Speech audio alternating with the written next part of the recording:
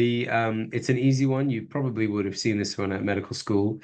And the reason why it's important is because it helps to dictate our practice. So whether A or B or C are determined by whether or not the fracture line is at the level of the syndesmosis, i.e. a B, or below it, i.e. an A, or above it, i.e. a C. So if the fracture is below it, at the level, or above the syndesmosis, then that will tell you whether or not it's an A, B, or a C. And the reason why that is actually helpful is because it will completely determine our management. And you might say, well, why? But it's essentially because of the transmissional force. So in a Weber C fracture, you've twisted your ankle. The force has been transmitted up through the syndesmosis, gone up a little part of the interosseous membrane you can see here, and then exited out of the fibula. That's where the sort of the force has traveled its way along. And you can see in this one, it's also taken out the deltoid ligament, the AITFL, probably the PITFL, all the way up through the interosseous membrane and then out.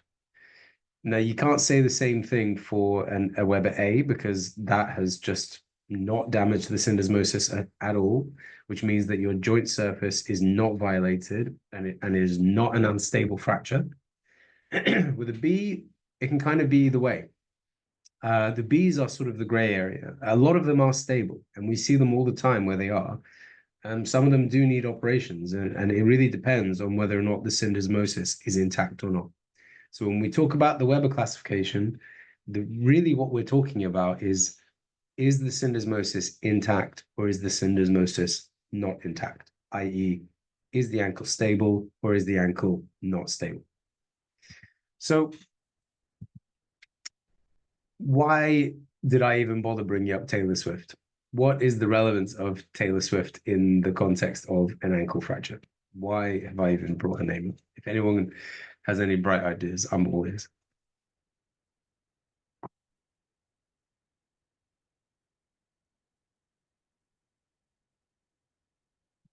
It's probably the only thing you need to remember from this lecture. Sounds a bit like Taylor Swift. So what we're talking about is Taylor shift. So when you look at this ankle fracture, what this shows you is an unstable ankle fracture. And when we talk about Taylor shift, it's shift of the talus on the tibia. So you can see here that the ankle fracture is pretty nasty. Obviously, I mean, you would look at that and say, well, that does not look like an ankle. But okay, what can I actually use in radiological terms to be able to say that? Well, the talus itself has shifted laterally. Now, if you look at the joint surface here, this is a mortise view, but there's a big wide space on the medial side, and then there's nothing on the lateral side. So that whole talus has shifted laterally with the fibula. So that is termed Taylor shift. Now you can see that there are fractures associated with it, but like I said at the beginning, the thing we really care about is stability of the ankle joint, and this shows us that it is not stable. Okay, so how can I say that there's Taylor shift? All right, so if I'm looking at this X-ray and I'm in A&E in the emergency department, or if I'm in clinic and someone comes with an X-ray that looks like that, you can draw a few lines that can be quite helpful to you. So the first one I talked about, which is the medial side of the joint line, is much wider than the lateral side. The other thing that can be useful is to draw a line down the lateral side of the tibia and see if it lines up with the lateral border of the talus. Now here, there's a big step. This is where the lateral border of the tibia is, and this is where the lateral border of the talus is, and they are not matched up. There's a big step. So that shows you that it has moved. Sometimes your X-ray isn't taken at the perfect angle. Sometimes things are unstable enough that you can't get a good X-ray. Either way, it tells you this is not a stable ankle fracture. So what do we think of this one? If anyone can tell me what they see here, then I will be very happy.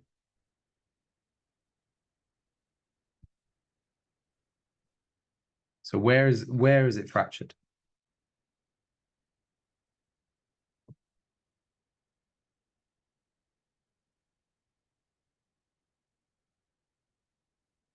Is it lateral malleolus? Is it medial malleolus? I will wait for an answer.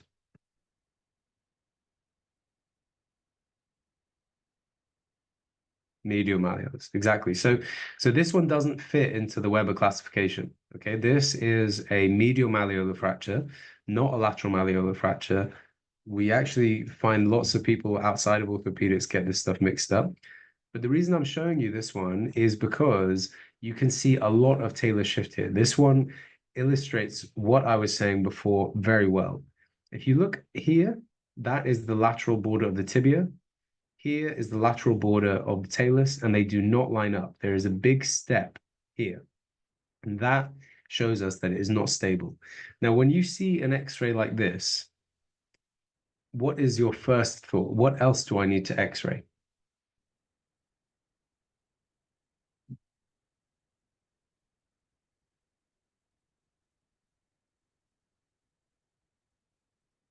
It should be almost like an automatic response.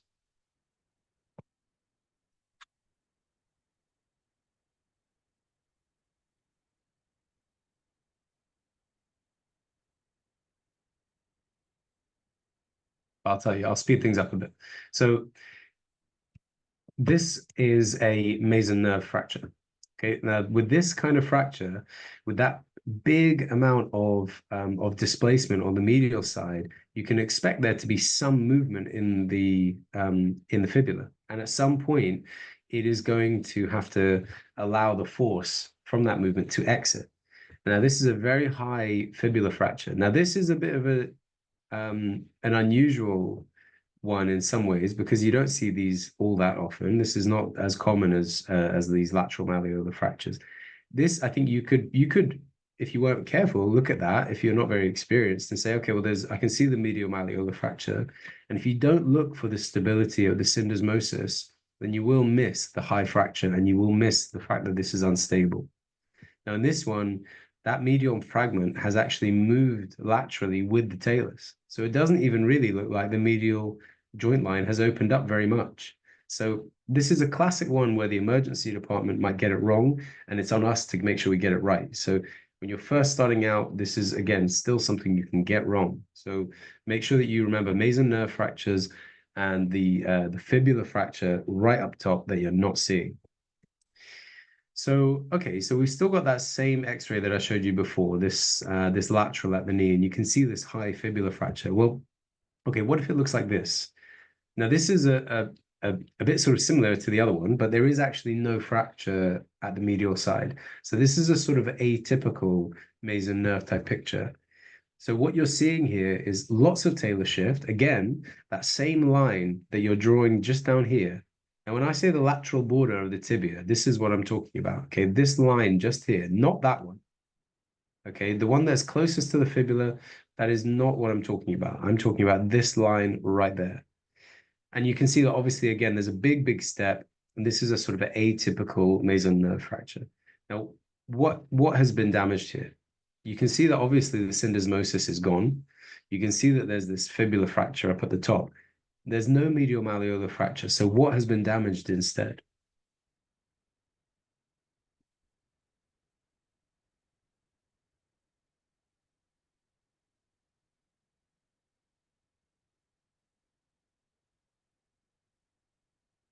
The deltoid, exactly. And this might well be a dislocation. We don't have a lateral of the actual ankle joint. So whoever said, so Omar, who said an ankle dislocation, it might be. You don't know. Okay. And actually, I haven't shown you laterals for a lot of these images because we're keeping it a bit simple at the moment. But yes, you're absolutely right. Now we've had a question here. Should we do the squeeze test always? I'll come back to questions like that. So keep a note of that. We'll talk about that kind of stuff at the end. But first, I just want everybody to have a good grounding in what we're doing. Okay, so we'll keep moving, but I will come back to your question. So, okay, so treatment options. So for a Weber A, coming back to this, right? So Weber A is a stable ankle fracture. Okay, this can basically be treated almost like a sprain. Looking at that ankle mortise, there's a nice clean joint line all the way along, and this bit here is going to stop the ankle from moving any which way it wants, right? This is essentially just like an ankle sprain. You can treat it very easily in a boot. Something like this is enough. Now, if you are in a very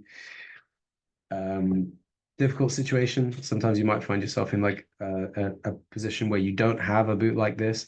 That's not a problem. You can just keep this kind of patient sort of allowed to wait there. They don't have to be in anything really. The more movement they have, the less ankle stiffness they will likely get. So although this is kind of an immobilization of the sort, it's not really necessary. This is more like a painkiller. I would look at that boot and actually I would see paracetamol. So to me, this is a painkiller and nothing more really. These kinds of patients can weight bear in that boot. You can trust that ankle to not move. Some people would not even see them again in clinic. Some people will and just make sure that it's healing up. Either way is fine. But the main thing is that you don't want to be too careful with these kinds of patients, because if you keep this kind of patient in a plaster for a long time, they will become very stiff and therefore quite painful. And that will take them out of action for a long time. You don't need to be too careful with this kind of thing. Now, the patients will not believe you because they will look at that and say, but it's broken. You know, how can I walk on a broken ankle? My friend had a broken ankle. They had an operation, etc., etc. And that's completely reasonable. So you have to explain, it's your job to explain to them and show them the x-ray and say, look, this is actually one that you can walk on. So don't worry. Okay. Obviously, the pain will settle down. You can treat that one like a sprain. So what about a Weber C fracture? Okay, so I've helpfully put you a big nice C on your X-ray. Now you know that this one has exited above the syndesmosis. So what do I know about this fracture? I see it's exited, the energy has exited above the syndesmosis. What do I know? Yeah. So this one is going to probably need an operative solution. Okay. So it's unstable, right? So with this kind of thing, this is often the way of treating them. There are lots of different kinds of open reduction, internal fixation. This is just one way of doing this kind of thing. But you can see here that the syndesmosis is damaged. All of the interosseous membrane up to that point is damaged, and this is unstable. Now, in this on this X-ray, you can see a couple of those same signs. Now, the joint is not congruent. The medial joint line is open, and you can't, it's not as easy to make out, but you can see here that the lateral border of the tibia is not lined up with the lateral border of the talus. This is an unstable ankle fracture. Okay, so the difficult ones, right? So the Bs. Okay, so the Bs are somewhere in the middle. Sometimes they need an operation, sometimes they don't. What are your treatment options? If it looks like this, you might be tempted to put them in a boot straight away. And some people would. And if you are at a press, then I can understand a lot of people doing that. You'd look at that X-ray and say, well, okay, the joint is congruent. There's basically no movement at the fracture site almost. And so maybe you can trust it. Well, I would be cautious about that initially. With the Weber B, it's not as obvious. So if you have a patient in the emergency department which has an X-ray like this on day one, then really what you need to do is bring them back. Once the pain and swelling has reduced after a week, then you can ask them to do an X-ray fully standing on one leg, so you know all their weight is going through that leg, and then take an X-ray through it at the same time. Now, some places will find that difficult to do, some places will not, but it's really important because when their weight is going through it, that's when you'll see the movement. So if you take that X-ray again at 1 week and ask them to put weight on the ankle, and it still looks like this, fantastic. They don't need an operation. They're one of the lucky ones where it's stable, and although it's at the level of the syndesmosis, there is enough of it that they don't need an operation. Excellent. Okay. But what if it doesn't? What if it looks like this? So you come back, I mean, this is obviously the other way around, but if you ask them to weight bear on that ankle and the X-ray looks like this, you can't put them in a boot, right? This patient needs an operation. Okay, so this again, following those same rules, you can see that the medial joint line is opened up. You can see that the lateral border of the tibia is not in line with the lateral border of the talus. And so it is unstable, incongruent, and needs an operation, needs stability, right? So this is Taylor shift, right? And that's the importance of it. It can guide your management completely. You don't even necessarily need to know the Weber classification. You need to know how to find Taylor shift. If you can find that, then all of the answers will open themselves up to you straight away. So again, we would fix this one with open reduction and internal fixation. Now, if you have been around for more than a month or two, you'll notice that there is an extra screw that is not going through the plate here. And it's a little different to the fixation method that I showed you before. So why have I put this picture up? What is that extra little screw about? Does anybody know what the name for that extra screw is? The one that's not going through the plate? Yeah, so it's a lag screw. Okay. So some of you have obviously seen these before, so I'll quickly just go through it for some of the people who haven't. So a lag screw is designed to compress the fracture line together, okay? And it works by dragging one piece towards the other one and putting force across it. Those green arrows that you can see show the transmission of force. And it has to be at 90 degrees to the fracture line. That is how fractures heal. If you look at what we call like basic sciences, basic principles, this is the first thing you have to learn, which is that fractures heal by putting them back together, i.e. reducing them. And then the next step is that you have to push them together. And that's what this does. The way that it does that is by making a hole that is a different size on each side of the fracture line. Now, on this part here, where the tip of the screw is, the distal part of the screw, that is a normal drill hole. That in that part of the fracture, it's going to hold on to it. It's going to get what we call purchase, and it's going to grab onto that bit of bone. The other part, where the head of the screw is bigger. You'll see that it's been drilled to be bigger. So that is a lag by technique. It will not grab onto that bit of bone with the screw threads. So it's just going to push one into the other by doing that. Okay, so that is a lag screw. So when we do the operation, we put the bones back together, we put one of these, and then you put the plate on top just to stop any movement, what we call a neutralization plate. It just stops it from rotating. The one screw on its own, you can imagine, is not enough. So, okay, again, so a different example. Now I'm going to start asking you guys, all right? So looking at this fracture, what do you see? So is this an A, a B, or a C? What do people think?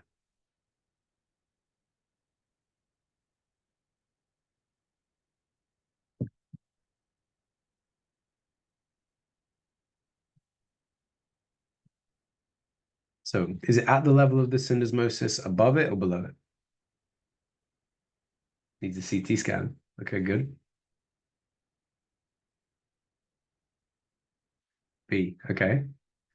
So needs a CT scan. So I know someone's been around for a little bit longer. Okay.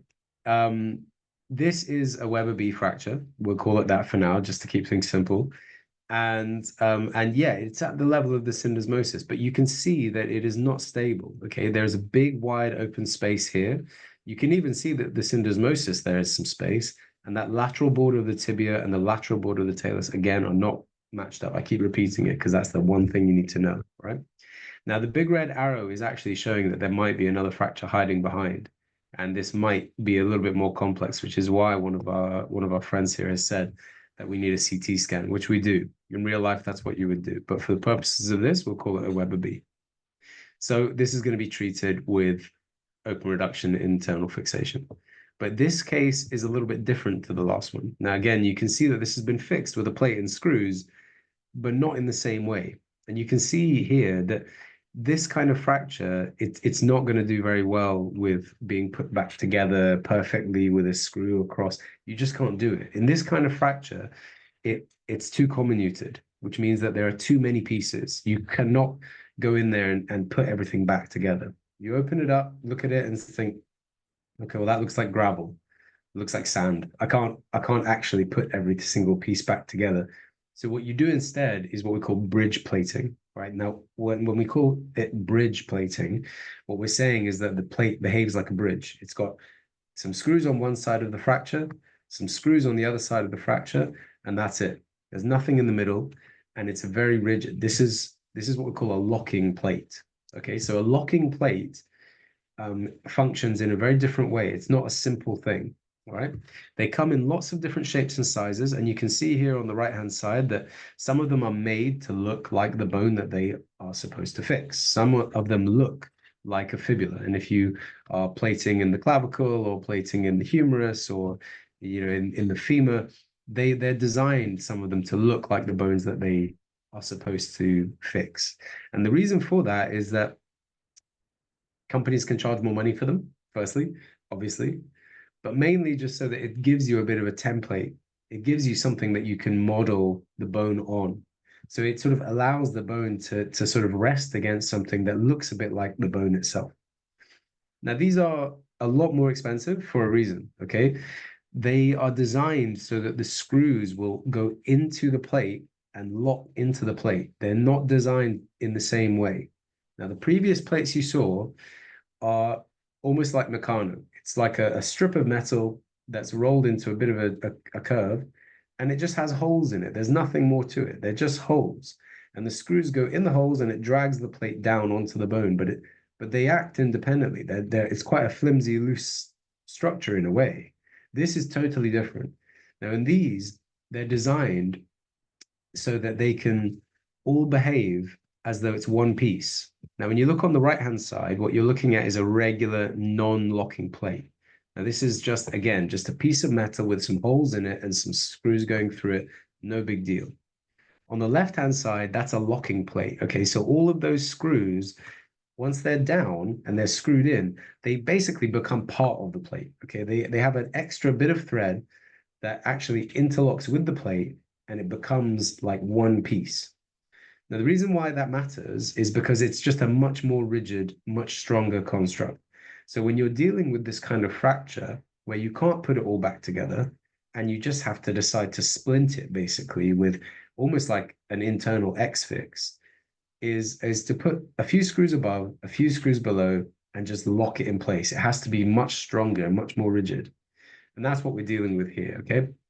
So that's the difference between locking plates and non-locking plates. Does anybody want me to go over that again, or are you guys happy with that? Anyone who's not happy, please just say so.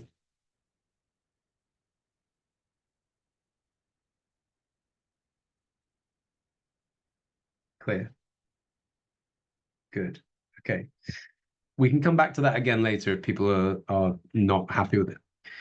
Okay, so these matter because they are much stronger, but there's also an added benefit that they don't fail as easily. Now you can see here, someone has pulled the plate off, and you can see that each one of the screws in the non-locking plate fails independently of each other. One fails, and then the next one fails, and then the next one fails. But in the locking plate, what do you see? You see them all moving like one piece. So if it's going to fail, all of it needs to fail. It's not going to just be one screw. All of them have to pull out. And you can see that in the sort of the deformation of the wood in there. It's all failed and all as one, which makes it much harder. You have to put like a crowbar underneath that and pull the whole thing off. It won't come easily. So, okay, again, so another one. So treatment options for this. What do people see here? So is this an A, a B, or a C? Let's start with that.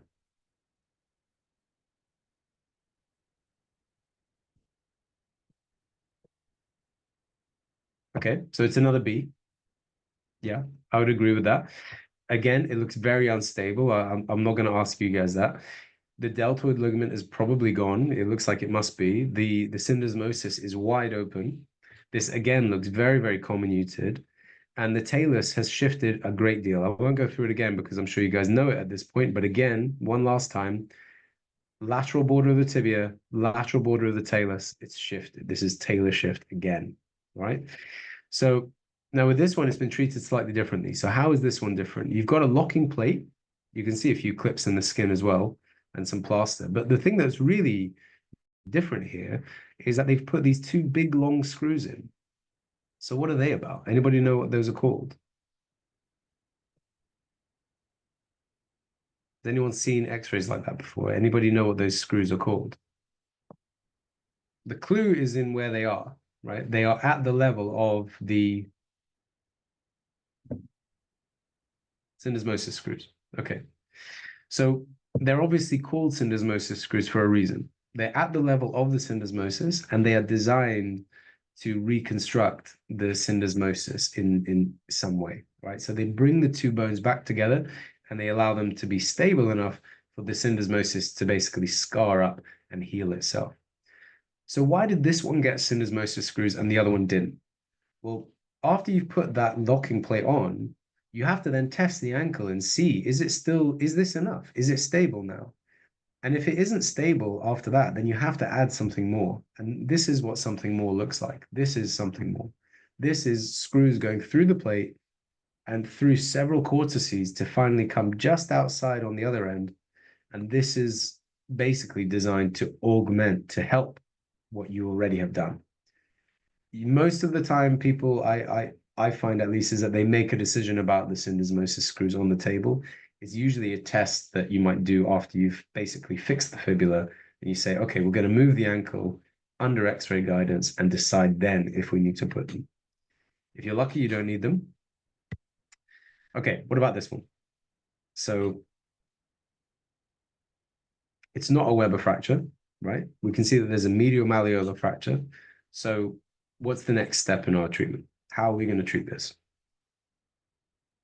Do you think, let's take votes, okay? Who thinks that this one needs an operation and who thinks that this one doesn't need an operation?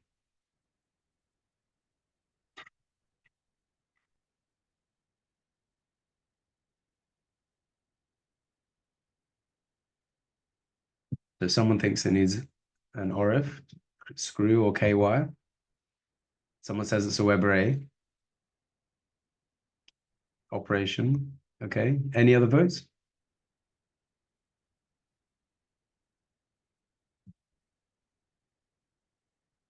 Okay, so I'll tell you that this one does need an operation, okay?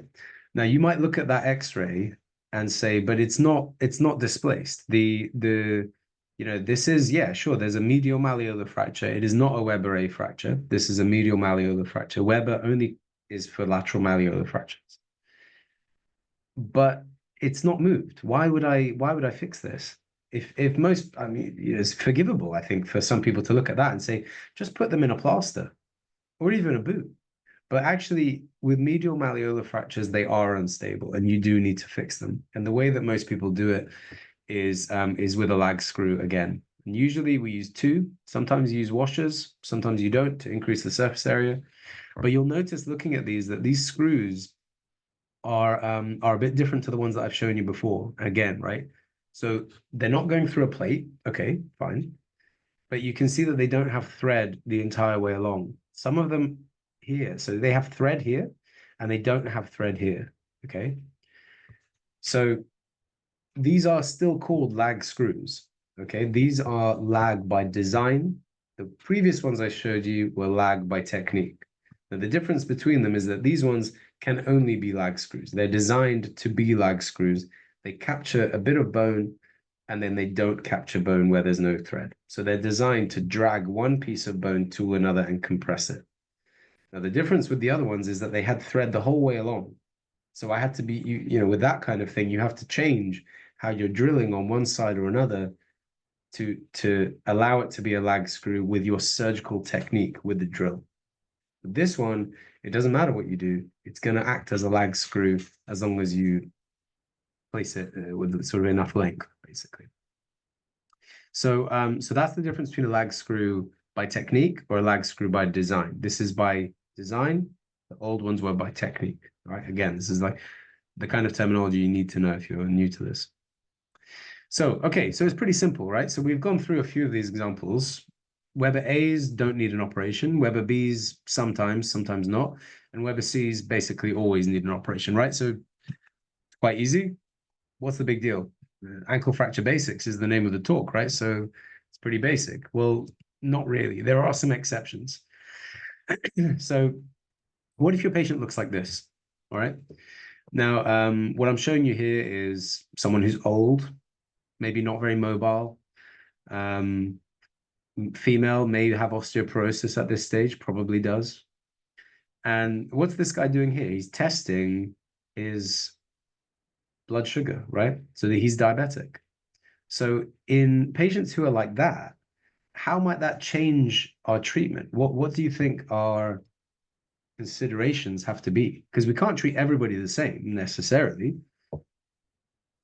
So why do I care if they're old or if they have diabetes? What's the worry there? What can it increase your risk of?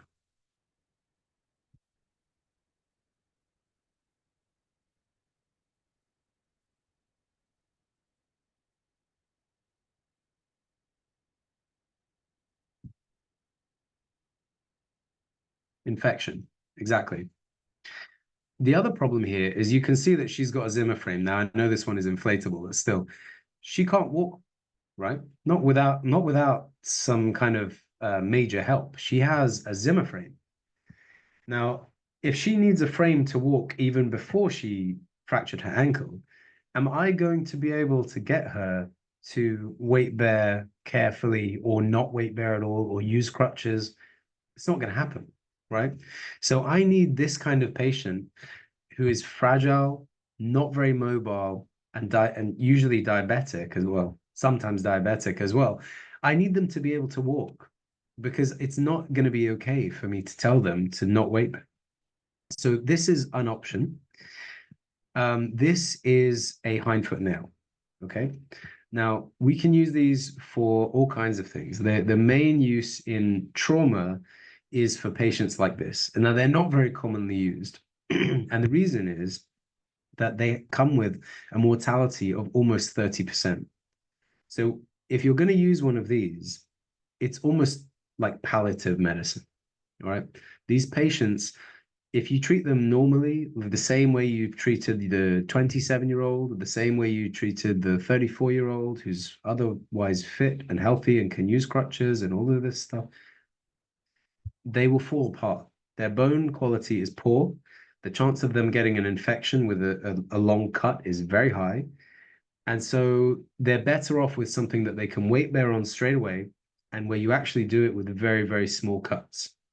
Now, the question is, okay, that all sounds great. Why is their mortality 27%?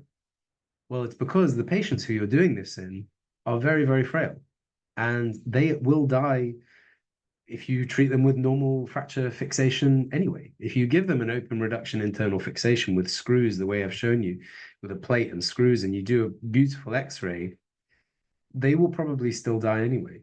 These are frail, old patients. It's almost like treating patients with neck or femur fractures in a way. So, this looks like a lot of metal work, right? So surely the infection risk is higher. Maybe, you could look at that and say, but you're putting so much metal inside somebody. Well, okay, but it's actually going through a very small incision from the bottom, and that's going in sort of under the heel, and that's where the nail goes in. Just like when you look at patients with femoral nails or tibial nails, actually the incisions are small. And of course, you need more incisions up top to be able to get the locking screws in. Okay, fine. But still, that is much, much less of a risk for infection than the big, long incisions that you have to do for, the lateral malleolar or bimalleolar or trimalleolar fractures. Now, you might see these used in elective practice as well. So sometimes they're used in, fusions. So patients who have arthritis, and you can see here that this actually has been used for that purpose because they've destroyed the ankle joint to do it. But so don't be surprised if you see them in that context as well. But in trauma, it's quite a rare thing to use one of these, but it is a tool that you need to remember about because in using it, that might be the thing that allows that patient to get out of hospital, go back and see their family, and okay, a third of them will die. Okay, fine, but at least they'll be at home instead of in hospital or in a wheelchair. So, what's the other option here? Now, I've said you can't fix them. Well, there is a movement now, actually, to say maybe we can. And the hindfoot nail causing so much mortality, has made us rethink whether or not maybe there's another way. And there are some people now who are doing this kind of fixation where you're not just putting one or two syndesmosis screws, but multiple. And there are even some people who literally put the entire plate full of essentially like syndesmosis screws. Okay. So this is what we call like transfibular fixation. This is something which you might see a little bit more of as time goes on. So if you do see x-rays like this, it's probably best not to tell your boss, oh no, you've done it wrong. You should have done a hind-foot nail. It's a recognized thing. We'll see whether or not it's better or not as time goes on. So, okay, more exceptions. What if your patient looks like this? So what is this lady in? She's in a hoist. So what does that tell you about her?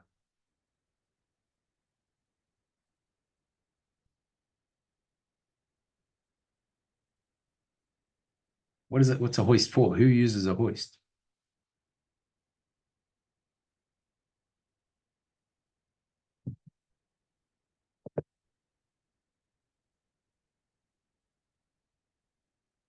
So non-operative, yeah. She doesn't move, yeah. Correct. Okay, so she doesn't walk. And so even if you look at this lady's x-ray and it looks terrible, she doesn't walk. So would you do an operation to try and put her back together? No. And the reason why I would say no is because we have to think about what the reason is for doing the operation. Now, the reason for doing the operation is not really to get them walking. It's actually to stop them getting arthritis. That's the purpose, right? This lady is going to go into a plaster. And the reason she's going to go into a plaster is because even if she develops arthritis, it will not matter. She is not going to move that ankle. Now, why do you get arthritis? Okay, so we looked at this ankle mortise, and I keep telling you how important this sort of radiological sign of talar shift is, right? And the reason why that matters is because your talus and your tibia are not perfectly flat. Okay, the joint surface itself has some bumps in the road. It's not a completely flat surface on a completely flat surface. There is a sort of an interlocking of these differences.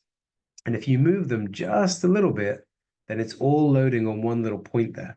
Okay, so what we find is that even a small amount of talar shift will mean that your entire ankle now is resting on a tiny little bit instead of spreading all of the weight across the entire ankle joint.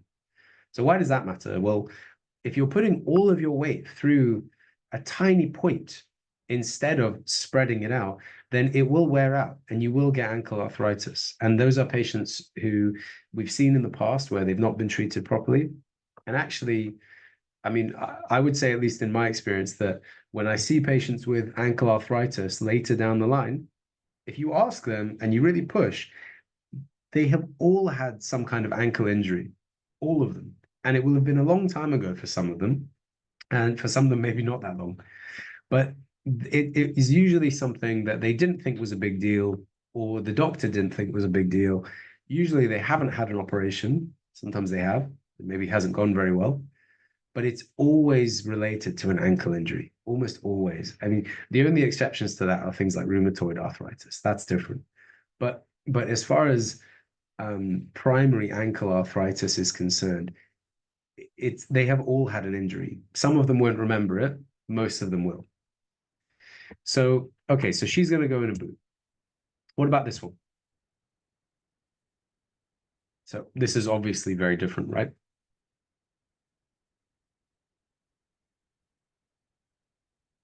So what are we going to do with that? Yeah, external fixator. So this is an open fracture, right? And what you're looking at there is the medial malleolus. That is the tibia. This is the joint surface that we're looking at. And all of that on top of it, that's all periosteum. And that's all come out as part of the injury. Now, this is very different. What is the big major concern for this kind of patient? Why is an open fracture such a disaster compared to a closed fracture of the ankle?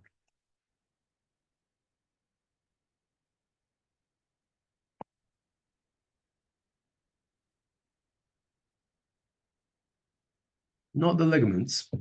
We see patients with ligaments with ligament injuries as part of their ankle fracture all the time. In fact, actually, all of those ones who had operations have ligament injuries because they're unstable. But this one is I mean, obviously the ligaments are gone here, but the reason why this one is different is because it's open. So what is being open means that your bone is exposed to the air and to the tarmac and the dirt and her dirty carpet. And all of that means that her chance of infection is going to be very high. Exactly. So infection is the difference here. Now, with this kind of fracture, you can't look at that and say, you know what, it's okay. We'll close up the skin and we'll just treat it with metal work and we'll leave it at that. No, this is different. It's not even acceptable, I would say, to just close it up and put it in a plaster. We have guidelines for this, and it's all based on research and it's based on what we've seen happen. These patients have such a high risk of infection that the only real treatment is to cut away all of the tissue that is likely infected. What we call that a debridement, right? Now, debridement is not as easy to do as it sounds because it is full of small decisions the entire way along. And actually, there's a lot of evidence to support us doing this kind of operation in daytime hours with senior people present. Because once you've cut something away, it's gone and you can't get that back. So if you look at that and you start cutting things away and you've only been a surgeon for 5 minutes, you might end up making it very difficult for that patient to recover in the end. If you take away all of their periosteum, they will not heal. If you take away lots of their skin, it will be very difficult to close and they'll need a flap or something like that. So looking at something like this should get your alarm bells going anyway, because it's obviously a very bad injury. But infection is the main issue, and debridement and washout is the treatment. Now, you guys are mostly from Syria, but you have access to be able to look at what we call our BOAST guidelines. So it's BOAST. So it's the British Orthopedic Association standards for trauma. And they have ones for all kinds of things. Now, the one for open fractures is probably one of the most useful ones. And we've seen it make a huge difference. I mean, they're all very useful. But this is one of the major ones that we know helps to keep people from losing their life and losing their limbs. And the big take-home message from this is infection, and you need orthopedics, plastics, and sometimes vascular for something like this. And an external fixator will allow you to have all of those specialties do what they need to do and resolve the infection before you fix it. So with this, what you're doing is fixing the bones altogether and getting stability temporarily so that the plastic surgeon can deal with the wound, so that the debridement can happen. We can wait a couple of days and see, okay, is it infected? Because if it's infected, you can't put metalwork there. It will all fall apart. There's no point even trying. So an external fixator, the reason we put it is so that there's no metalwork in what we call like the zone of injury. No metalwork where the ankle fracture is. If you look at this picture of where the pins are going into the bones, they are well away from the ankle itself. And that's the whole point. So you've got a tiny little what we call a half pin, tiny little screw going through the skin and into the first metatarsal. You've got a tiny one that's going into the tibia here and another tiny one going into the tibia here. And then there's a big long screw that goes through the calcaneum. And that's it. So it's only 4 screws that are actually in the bone, and not one of them is nearby the actual ankle fracture. Not one of them will stop you from getting to the wound and being able to deal with it in whichever way the plastic surgeons want to deal with it. So maybe amputation. I mean, that's a whole other talk, and we can probably do that one another time. But it could be amputation. You're not wrong. So what are we looking at there? What's that picture of?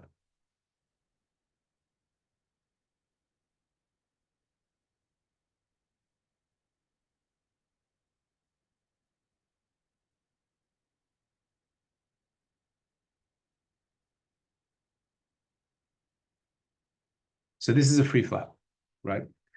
And a free flap is basically skin, sometimes muscle, and it's been taken from somewhere else with the blood supply attached, and it's been plumbed into the arteries that you have in the area and the veins that you have in the area. So you may well see a lot of these with open fractures. Now, Free flaps are really quite amazing. They take a long time, but they really must be protected. If you start to get problems with the blood flow to the flap, you will see it start to change color, and it might start turning blue, or it might start looking more swollen and pale. These are signs that either the arteries or the veins of the reconnections, the anastomoses, are failing. So flaps are incredible, but they do fail, and you need to be careful. And so you need to be able to see it. Now, this patient doesn't have an external fixator on, fine. This flap is mature, old, it's healed, it looks good. But if you have an external fixator on, it means that you can still see the flap. So the plastic surgeons can still come and check on their flap and say, okay, yeah, it looks good, it looks good. And then when it comes to doing the next operation, which will be the final fixation with the plate and screws and whatever fixation method you want to use, at least you know that the flap is healed and that the ankle is ready to be fixed. Now, this is not an easy case. This needs someone very, very senior. Okay, so what about this? Now, this is still an external fixator, but you couldn't just you can't fix this ankle, right? So you're looking at that ankle that you've got there. This one cannot be put back together, right? It's in too many pieces. It's just not going to happen. So this is what sort of stops being an ankle fracture and starts being what we call a pilon fracture. So with this, the whole joint surface is smashed up. It's intra-articular, it's displaced, terrible, right? And what do we know is also at risk here? The soft tissues. Now, this can be a closed fracture, but all of the soft tissues have been traumatized very heavily. This is the kind of thing that only happens really with a lot of energy for that patient. You might see this kind of thing in old patients with less energy, but that's another story. In someone who's, say, like 27, who's come off of a motorbike and they've had a big injury, or someone who's maybe jumped from like a very high, like 1 or 2 stories, and they've ended up with something like this, it's high energy. And that energy has to go somewhere. It goes not just into the bones, which break, but it also goes into the soft tissues. So if you want to fix that with a plate and screws, you're going to have to make big cuts. You're going to have to take off lots of periosteum, and you're going to take a long time to put everything back together, and it will still probably fail. So instead, we use something like you can see on the right. Now, this is still an external fixator, but this is a different kind. Now, the one I showed you before is temporary, right? Temporary. It's only there to hold everything in position. It's basically like a plaster, but a plaster that allows you to see the wound and maybe holds it a bit more steadily. But it's basically a plaster for all intents and purposes. It's a plaster. But this one's different because this one is not temporary. This one is the fixation method. So instead of making big cuts in the skin and stripping the periosteum and having a very long operation with a high infection rate and the soft tissue all fails and not, nightmare, you don't do any of that. You just put something like this. And this is designed to go through the skin into the bone and hold everything together in such a way that it's so rigid that you can actually walk on it. So it looks like this, but actually this patient can stand. And it looks very extreme, right? This looks much worse than any of the others, but actually the kind of surgeons who use these, so limb reconstruction surgeons, frame surgeons, they will tell you sometimes that this is actually minimally invasive surgery. It's very invasive on your life because you have this big thing that is completely covering your leg and you can't put trousers on and you need to cut all of your trousers into shorts and you have to have zip up trousers and things like that. So even just getting dressed is difficult. It gets in the way of your life for sure. Showering is basically impossible.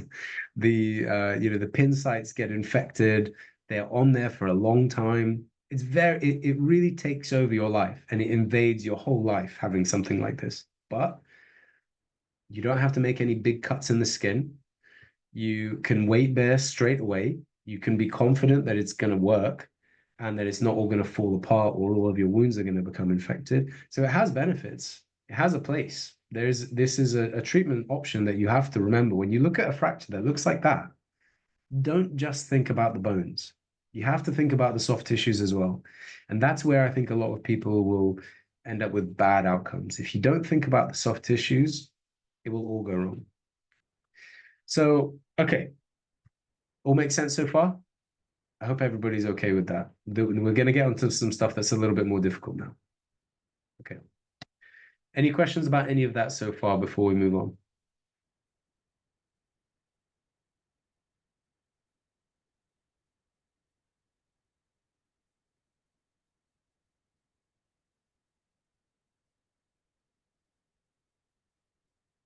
Okay, we're going to keep going. So we talked about lateral malleolus fractures, Weber fractures, right? Weber A, B, and C.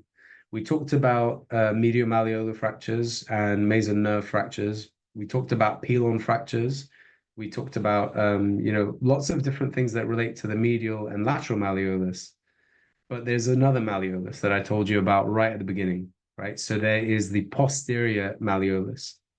Now, if you look at this image that you can see on the right-hand side, this is a CT scan. It's in plaster, and you can see that there is another fracture line. Okay, that is your posterior malleolus. Okay, what about this CT that we can see on the left-hand side? Why have I put that one there? What does that show you? It's an axial, right? Through both ankles. But why am I showing you that one? What does that show you?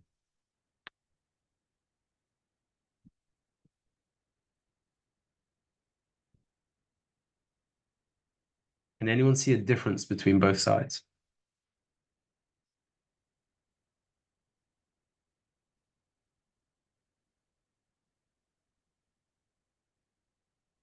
So we've got an answer here, screw. Well, you're right. So the posterior malleolus could be fixed with screws or a plate. You're right. But the left-hand CT we're talking about now, there's a difference between both sides. Now you can see here that this is an axial slice that's gone through both ankles, and it shows you what we can see here is the fibula and the tibia, and you can see this small little gap between them, right?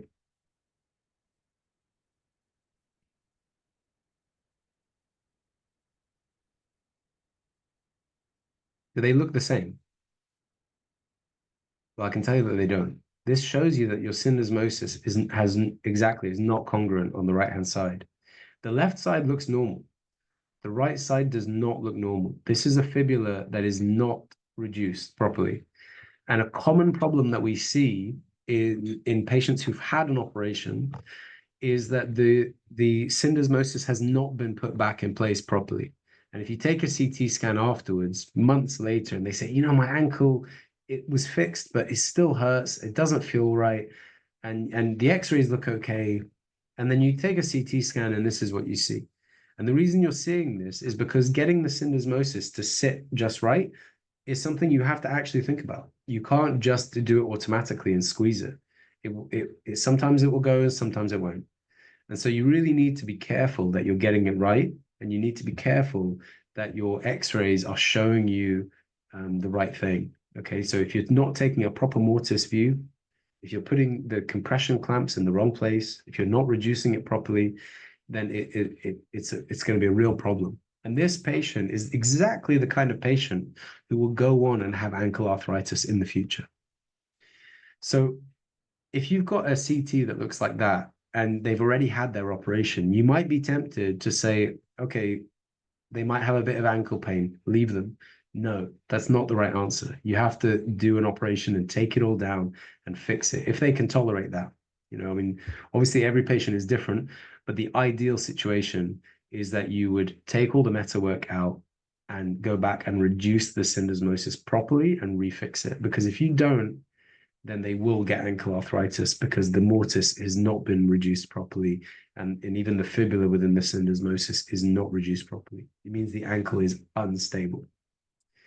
Okay, what about this middle one? Now, this is another problem that we sometimes find. And the thing I'm trying to illustrate to you here is the length. So when you're fixing fractures, if you don't get the fibula out to the right length, then you cannot reduce the syndesmosis and you do not end up with a stable ankle. And there are a few different ways of doing that. Now, obviously, if your fracture is just in two pieces, then you can reduce it properly. You can see it with your own eyes. And you should not accept it if it does not look perfect. If it hasn't moved back to looking perfect, then there's something wrong. Either the rotation of the fibula is wrong or the length is not right, but something is going wrong. And if you don't get that easy thing right, they will get ankle arthritis later. And that's the whole point of doing the operation. So it all goes out the window if you just get that one little thing wrong, or if you're a bit lazy at that one crucial moment. Now, there are some things you can look at on the X-ray that you can use as a way of sort of telling you that it's not the right length. And one is this thing here that I'm showing you, which is the talocrural angle. So for the people who are very interested and are doing this kind of surgery, feel, obviously you can look this up, but it's a tool that I would say you probably don't really use in the operation as much as you might use afterwards. But I think you need to be careful when you're reducing the fracture that it's back in the correct orientation and the correct length. Now, when does that happen? Well, it's not going to happen so much when you're dealing with an easy Weber B or even a Weber C, because if it's in two pieces and it's an easy fracture, you can put it back together. The time when it tends to happen is the comminuted fractures. So when it's really comminuted, it's very difficult to know how the length should look, right? Because you've got basically a gap, right? There's a bunch of pieces of bone that don't really fit together. And so you have to then be really careful that you are getting the length correct on your x-rays. So take your time. There are some times in the operation when you need to be quick. There are some times where you don't. And this is one of the times where you have to slow down and just check. Because once you've done it, you've done it. Taking it all off later is something you don't want to have to do.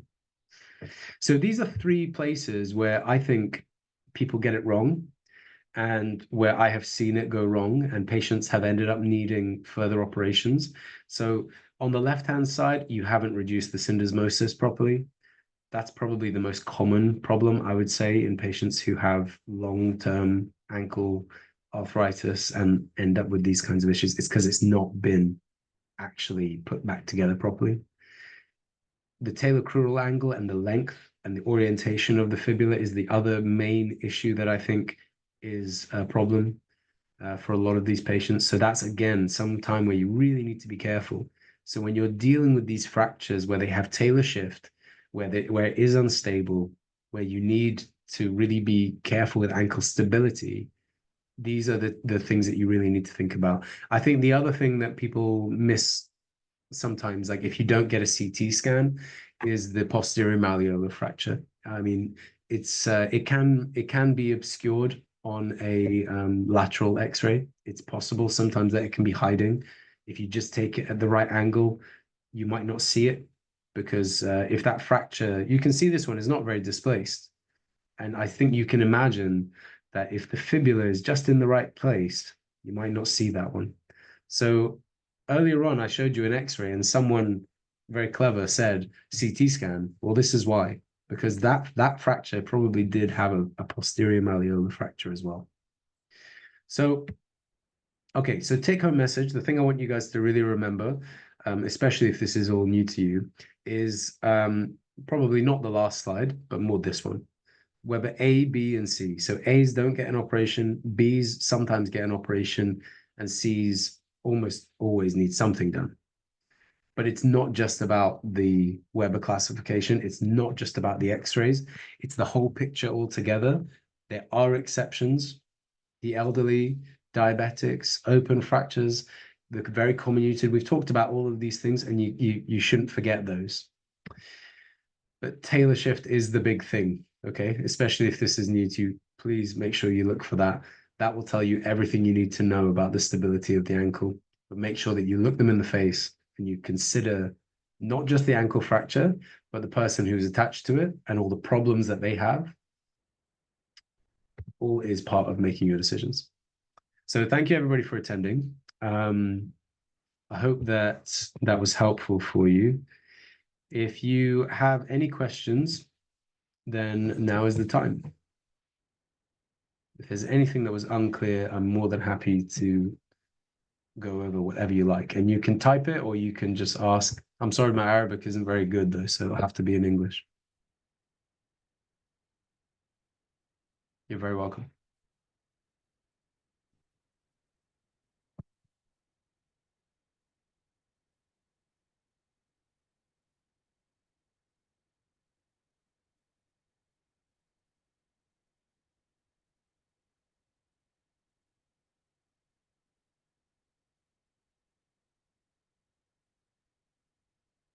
No questions. Good. Okay, well,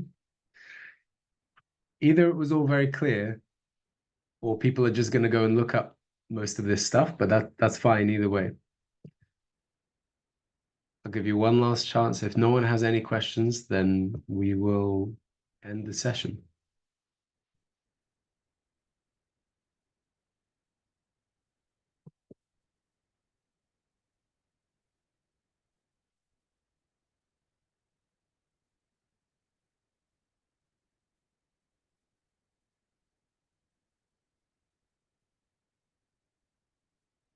Okay, I think we are good to go. If you guys have any questions in the future, you're more than welcome to get in touch with me. So we do have one. Okay.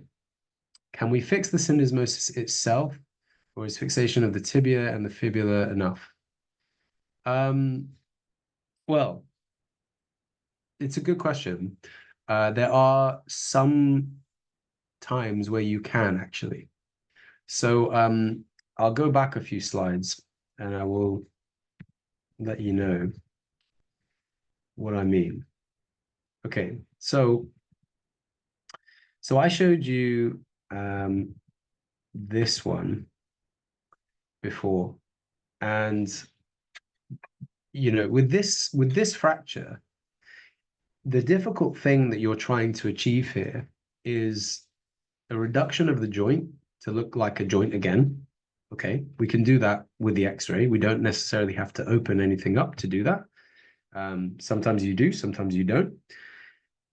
The thing we're trying to achieve here is a reduced joint, and we want to get the fibula back to the original length, and we want to get the syndesmosis reduced. Now, your question is actually a very good one. You've said, can we just fix the syndesmosis? Well, actually, you probably can. In this situation, if you can get the fibula back out to length and reduce the whole thing under X-ray, then you can actually just use a syndesmosis fixation alone. Now, in the UK, some people will use syndesmosis screws that you can see in that picture just on the right, but you can also use something called a tightrope. The most common place where we use something like this is usually in the ankle, sometimes the shoulder, foot as well. There are a few places, but it's essentially a ligament reconstruction. And what that basically involves is pulling the fibula into the right place, reducing the joint, and then putting what is a group of sutures across the entire joint and into the tibia. So it goes from the lateral malleolus all the way across the syndesmosis and into the tibia. And it allows a little bit of movement. And it means that the whole thing is being pulled back together and held so that there's a bit of movement. There isn't really much difference between the two. Some people still will use screws. Some people will still use this suture method.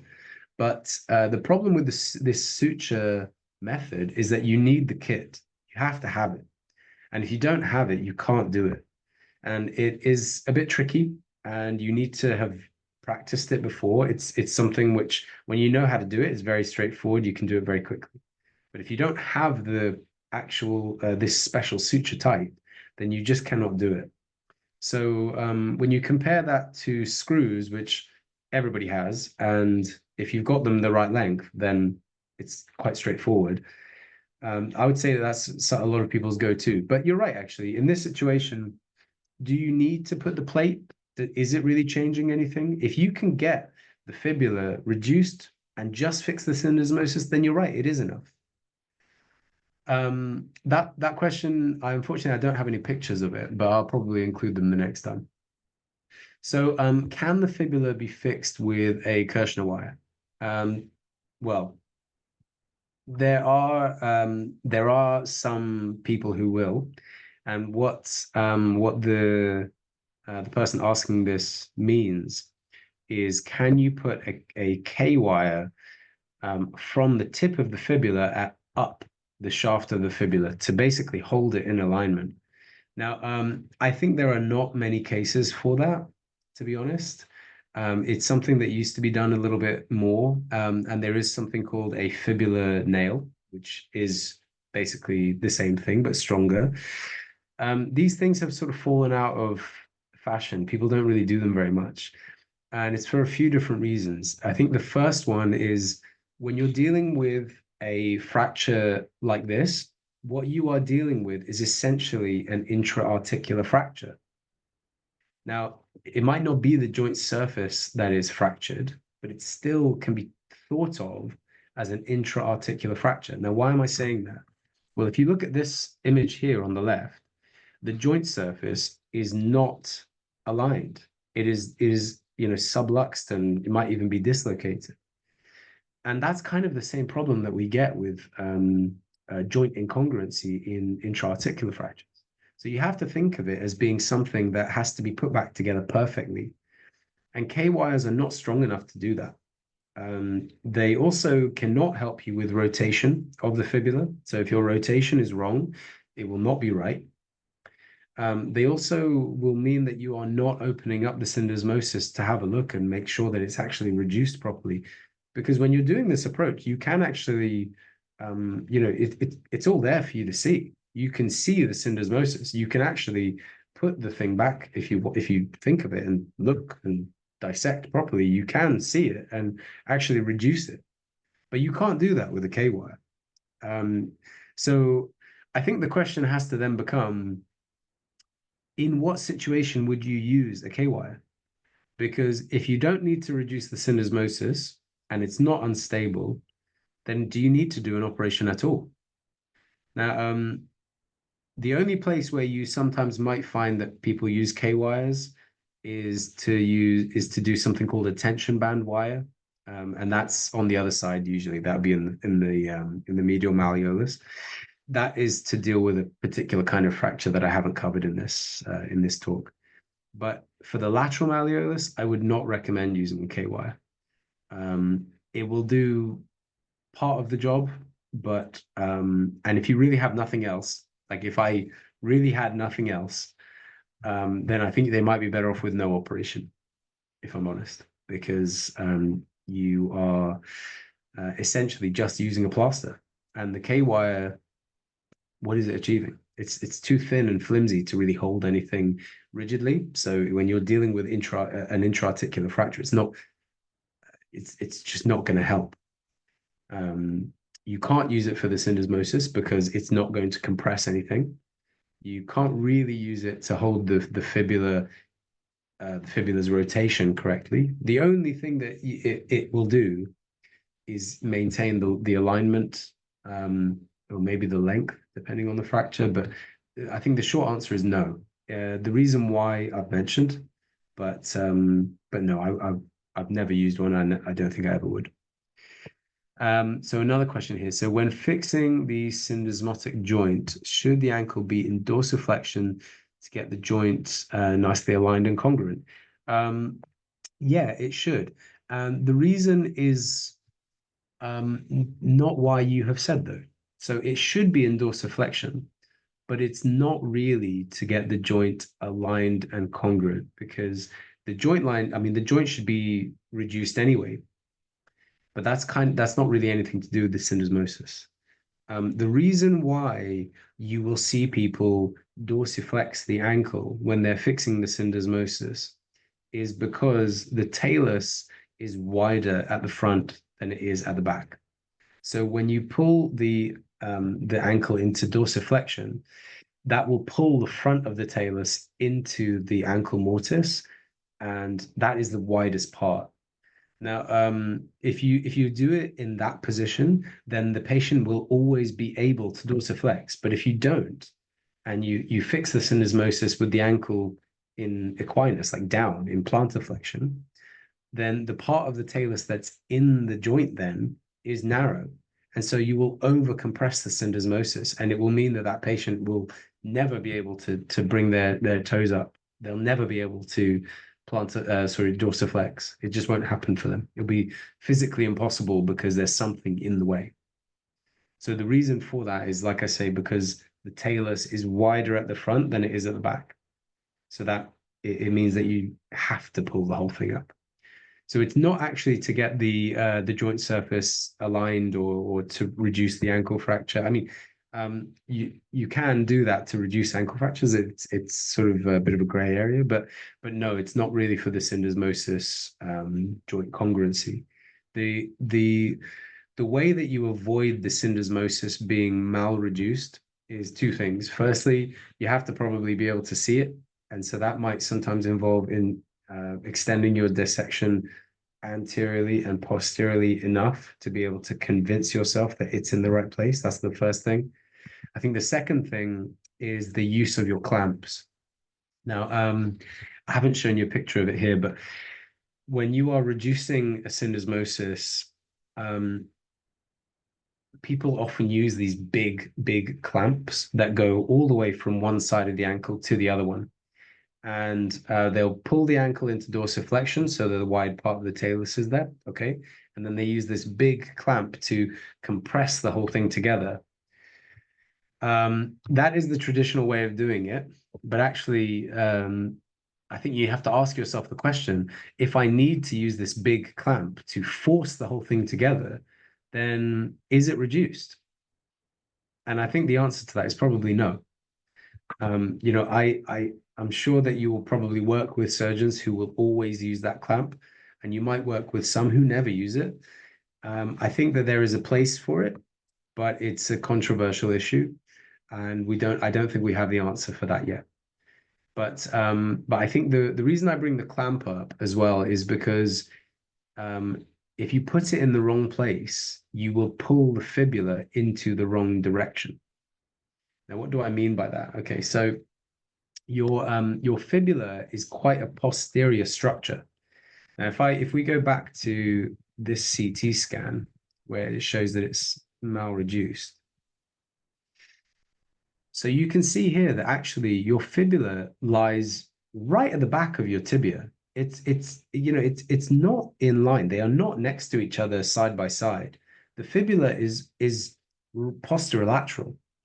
So if you're putting your clamp on, your clamp needs to go from the posterolateral to the anteromedial. It has to pull in that direction because that's where your joint congruency will be achieved. It has to be in that axis. I mean, especially if you look at this if you're looking at this left-hand CT, if you look at the one that is a normal ankle, the one that's on the far left, just here, you can see just how far back the fibula really is. It's really at the back. So your clamp has to kind of go across in this direction. And I think that's somewhere where people go wrong some of the time as well. If you put the clamp sort of in the wrong orientation, then you're going to pull the fibula forwards or backwards, depending on where you've put it. It should be on the medial malleolus. It should be on the sort of the anteromedial part of the tibia. If you just put it directly like 90 degrees straight, you're going to pull the fibula backwards. And here you can see that it's been pulled forwards. It's probably that they put the clamp too anterior. So it was pulling the whole thing up.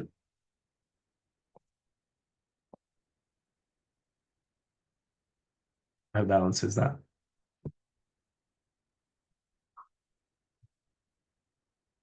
I think probably addressing how a ankle fracture goes wrong is probably a whole other talk. And if you guys want me to do that, I can do that with some better images. But that is a sort of it's more advanced. And I think understanding those small details is really important because actually the small details are the things that really make a big difference in the end. you know, it's very easy to get these things wrong.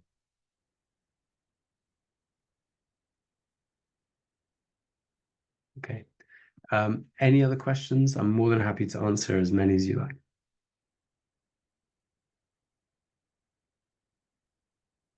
Okay, so good question, right? So if we miss a syndesmotic injury, when can we come back and refix it? So if you've done the operation and the patient is not has not been fixed properly, I think the question about how long you can leave it is not an easy one. I think the answer really is as soon as you can. I don't think that I would leave it alone for one reason, I think, because if you thought that they were good enough for you to do an operation, if you thought the patient was healthy enough for you to do an operation the first time, unless something has changed where they've had a stroke or a heart attack since the operation, then they should have another one. If they were healthy enough for that first operation, they're healthy enough for the second one. And if they were mobile enough to have it fixed, then they are mobile enough to have it fixed well. The question about when is too late is probably an even more difficult one because obviously the longer you leave it, the more it is going to scar up and be difficult to reduce. And I think that it's just worth knowing that second operation is never going to be easy. Every single time it's going to be difficult. The whole thing will be immobile and scarred up, and as you are trying to reduce it all back together, you will find it more and more difficult as the days go on and the months go on. And I think that's something that you just have to accept. There is a point of no return, I would say, but I'm not sure when that is. Because at some stage, I think when the ankle has started to become very arthritic, then you have to ask yourself, do we need to change the operation type? And then the question then becomes, do we just fuse the ankle joint? Do we take the metalwork all out and do we just do an ankle fusion to treat their arthritis, basically? That's obviously not great. In some patients who are particularly the young ones, you'd much rather avoid that if you can. But it's, that is your safety net. That's your bailout. That's your option D or E or something like that. It's certainly not the thing that you want to jump straight into. I think if I were dealing with a case like that, you would want to take that question to your colleagues. So I would put that question to more than just yourself, because if you yourself are the only person making that decision and it's a big decision, it's probably not the right way. So we would put that to a multidisciplinary team. And I think if you ask a few different ankle surgeons and you ask them all the same question, you might find some of them will give you different answers. But I think the first thing you've got to do is be honest with the patient about what's happened. You have to give them their options, and you have to base that on whether or not you think they can even have another operation, whether or not something has changed, if they are fit or not fit, what they as a whole are like. And then I think once you've done that, then you should probably discuss that with your team and say, do you guys all agree? Does everybody in the team agree that we're doing the right thing for this patient, that we're either going to take the metalwork down and refix it, or that we're going to take the metalwork down and fuse it? Or the other third option, I guess, is that, okay, they're not fit enough to have an operation.